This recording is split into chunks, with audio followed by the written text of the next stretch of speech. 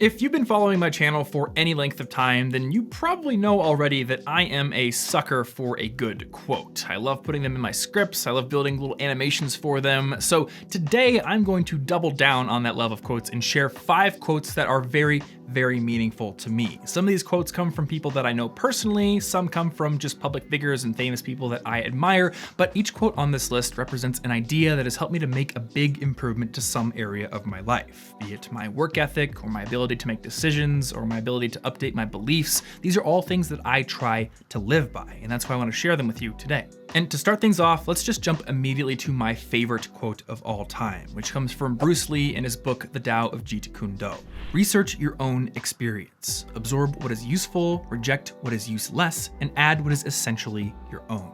This quote from Bruce Lee is a constant reminder of the fact that as we go through life, we are essentially building a library of stuff that works in our brains, which means that not all the advice we receive from other people as we go through life is going to be useful to us. Not all advice is applicable in every single situation or to every single person. And if you want a great example of this, picture the CEO of a giant corporation like Mark Benioff of Salesforce.com or Jeff Bezos talking to a brand new entrepreneur, somebody who's maybe 19 years old, just getting their start. If Jeff Bezos or Mark Benioff said, the best thing you can possibly do right now to help your company grow is hire a bunch of assistants so you can delegate all of your work, well, that would be terrible advice for that person who was just getting started, because somebody like Jeff Bezos has a lot of money, has a lot of capital resources, but doesn't have a whole lot of personal time given all the responsibilities and projects he's got going on. So for Jeff Bezos or Mark Benioff or some powerful CEO, delegation, hiring people, that makes a lot of sense. But for that scrappy first-time entrepreneur who's just trying to get their business off the ground, they probably don't have a whole lot of capital in the bank. But what they do have is time, maybe some time after work every single night where they can work on their thing. So for them, being scrappy, having that DIY mindset is a much better course of action to take than to attempt to use what little funds they have to hire someone. All right, so the second quote on my list actually comes from my friend Charlie Houpert, who runs the excellent channel Charisma on Command. And it's very simple. He told this to me, I think 2 years ago at VidCon. He simply said, "What is your art and what is your ego?" And he said this in response to me kind of telling him how I was having trouble delegating the editing duties on my channel, which I have since done. But back then I had a lot of work on my plate. Editing videos took way more hours than it should have. And I had other projects that I was kind of letting go to the back burner. And I had this feeling at the time that me editing my own videos and basically, having my hand in every single element of the production of my videos was what made my channel successful. But of course, this is entirely ego talking. I'm not the only person in the world who can edit video. And in fact, there are many more talented editors out there than myself. And that is a statement that is true for basically every other part of the production process. There are better writers, there are better hosts, there are better editors, animators, whatever role you can think of, there's somebody out there more talented than me. And Charlie understood this before I did and better than I did, which is why he told me, ask yourself, what is your art? What is the thing that you can contribute the best to the thing that you're creating? And what is just your ego? What elements in the process are you doing just because you have this false belief that you need to be doing them?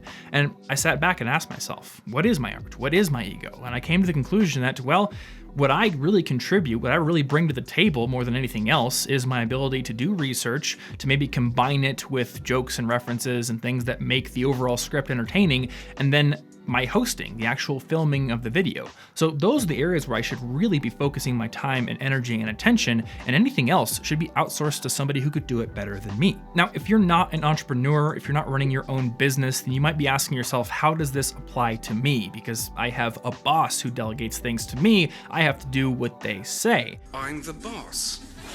I'm your boss. And that's true, but you might have built this identity up for yourself that you're the best person for your particular role. And a lot of people get this into their heads and then they don't actually want to move up or branch out or accept new responsibilities because they think that they're the only person who can deal with the current thing that they are doing in their job. So this isn't advice that's only for entrepreneurs or business owners. This is really for anybody, because we can all come to conclusions, we can all hold ideas in our head that are in fact supported only by our egos. And when we really challenge the foundation of those ideas, we may realize that what we're doing actually isn't the best use of our time or attention or energy. And speaking of time and energy, the third quote on my list is one that comes to mind anytime that I'm feeling lazy. And it's the one that has, I think, more than any other, helped me to develop a strong work ethic. So this quote is from the actor Will Smith, and it goes, "The only thing that I see that is distinctly different about me is I'm not afraid to die on a treadmill.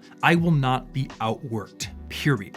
You might have more talent than me, you might be smarter than me, you might be sexier than me, you might be all of those things. You got it on me in 9 categories. But if we get on the treadmill together, there's 2 things. You're getting off first, or I'm going to die."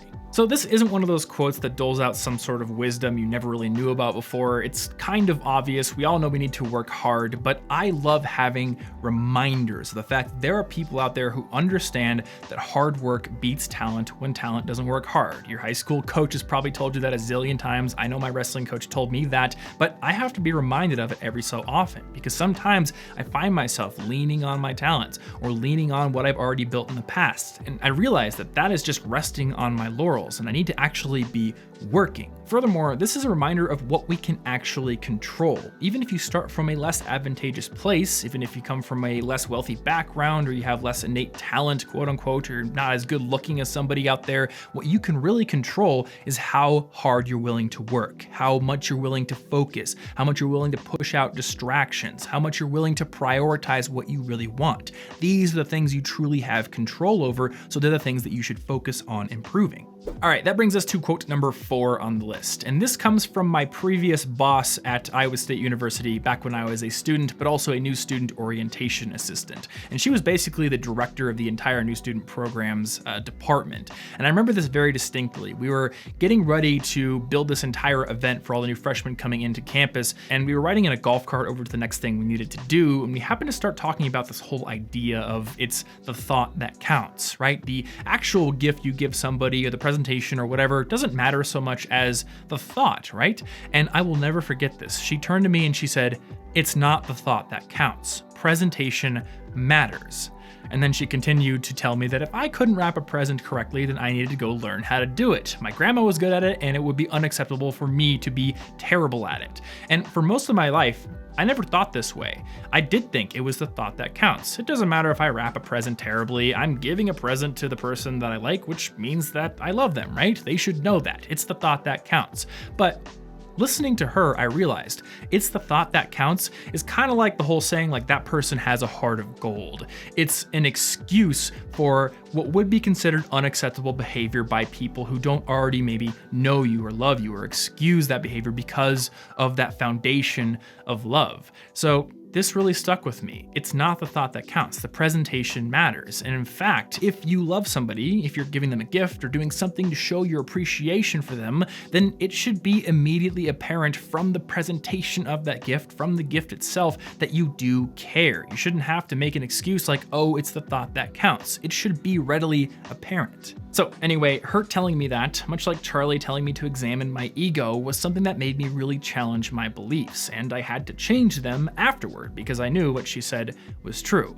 And that actually brings me to my 5th and final quote on this list, which comes from the artificial intelligence researcher and rationality writer Eliezer Yudkowsky.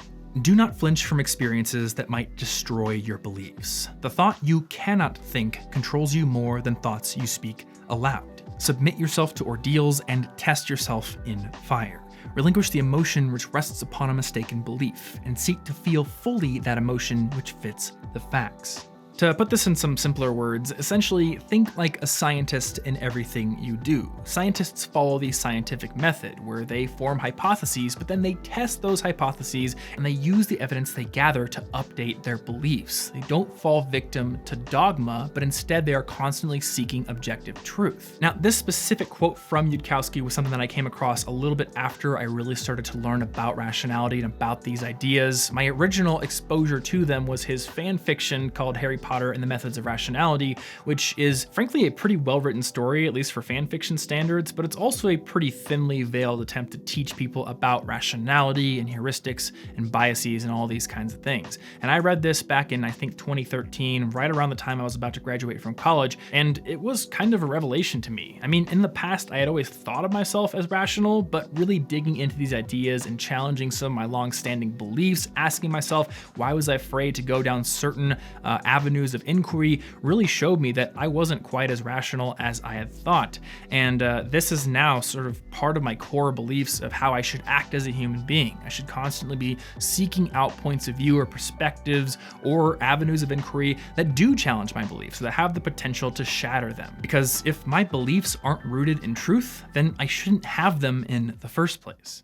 Now, if you're also interested in learning about human rationality and heuristics and biases, well, you are in luck. And I've got two specific recommendations for where you might want to start. One is something written by Eliezer Yudkowsky himself, and for a really long time, he really only wrote directly about these topics on lesswrong.org in blog post form, but he recently took all those blog posts and turned them into a book called Rationality from AI to Zombies. Now, while I have benefited greatly from many of the essays in that book, I will say that if you were to say, listen to it, it is 49 hours long, and it's still not the most cohesive thing in the world. So there's some real gems in it, but if you want a really good place to get started, to start learning about these topics, then I would suggest Dan Ariely's book, Predictably Irrational. And the great thing is, you can start listening to either of these titles completely free today by starting a free 30-day trial on Audible. And you can do that by going to audible.com/Thomas or by texting Thomas to 500-500 on your phone. Audible is the best place on the internet to get your hands on audiobooks. They have an unmatched library of titles across all the different genres that you're going to want. They've got biographies, psychology titles, science fiction, fantasy, all the bestsellers, and lots of more obscure books, including one that may or may not have been written by yours truly. With your membership, each month you'll get 1 credit that is good for any title in their library, plus 2 Audible originals that you cannot get anywhere else, and access to audio workout programs. Additionally, you'll be able to use their excellently designed app, which in addition to many other features, has the ability to add notes to specific timestamps in your audiobooks. So if you come across a great quote that you want to remember, you can easily do that. So to get started with a 30-day free trial of their service and 1 free audiobook download of your choosing, doesn't have to be the ones I recommended, but it could be, head over to audible.com/Thomas or text Thomas to 500-500 on your phone. Big thanks, as always, to Audible for sponsoring this week's episode and being a huge supporter of my channel. And as always, thank you guys so much for watching as well. You can subscribe right there to get new videos when they come out, and also click right there to get a free copy of my book on how to earn better grades. You can also watch one more video on this channel right here, or you can listen to the podcast episode that we did a few weeks ago, which inspired this video on 6 very powerful quotes that changed our lives. I highly recommend going to listen to that one if you enjoyed this video. So that's it. Hopefully you found something useful in this video, and I will see you in the next one.